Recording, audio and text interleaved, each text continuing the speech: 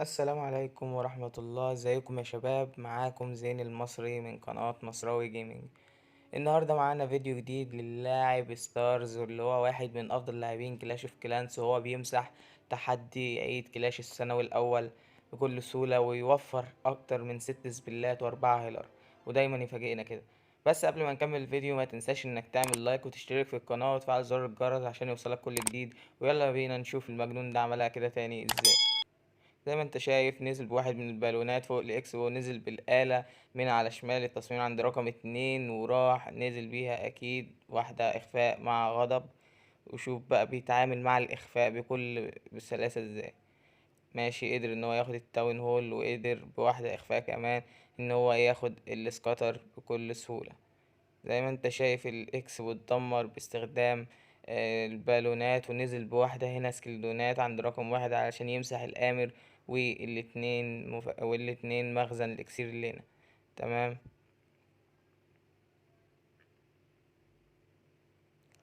البالون اتقضى عليه من الساحر والمليز، زي ما انت شايف الدعم طلع عليه، فحط واحدة سم علشان يقضي على الدعم كله بكل سهولة وبكل أريحية. وادي الدعم كله اتقضى عليه، ودلوقتي هيمسك في قلعة القبيلة. طيب هيعمل ايه مع الانفرنوهات دي؟ مش عارف الصراحة، ومش جاي في بالي حاجة، فهنشوف دلوقتي.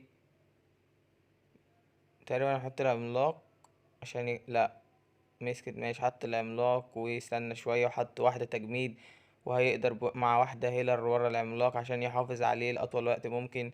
وبكده يقدر ان هو يدمر الاتنين المفرد الانفرنو المفرد دول، ويقدر يحافظ على قدرة الآمر بكل سهولة. زي ما انت شايف قدر ان هو يقضي على التلاتة الانفيرنو. زي ما انت شايف الاسكلتونات هنا بتقضي له على مخزنين الاكسير، اكسير الظلام. زي ما انت شايف بدأ ان هو الدفاع بدأت ان هي تستهدف الامر، فاضطر ان هو يفعل قدرة الامر.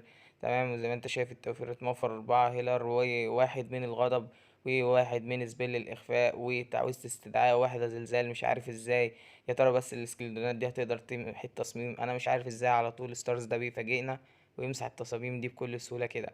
حرفيا واحد من افضل لاعبين كلاش اوف كلانس، وزي ما انت شفت ادي مسح التصميم بكل سهولة مع التوفيرات دي كلها. وبكده يكون الفيديو خلص. اتمنى ان هو يكون عجبكم، متنساش تعمل لايك وتشترك في القناة وتفعل زر الجرس عشان يوصلك كل جديد، واشوفكم الفيديو الجاي. سلام.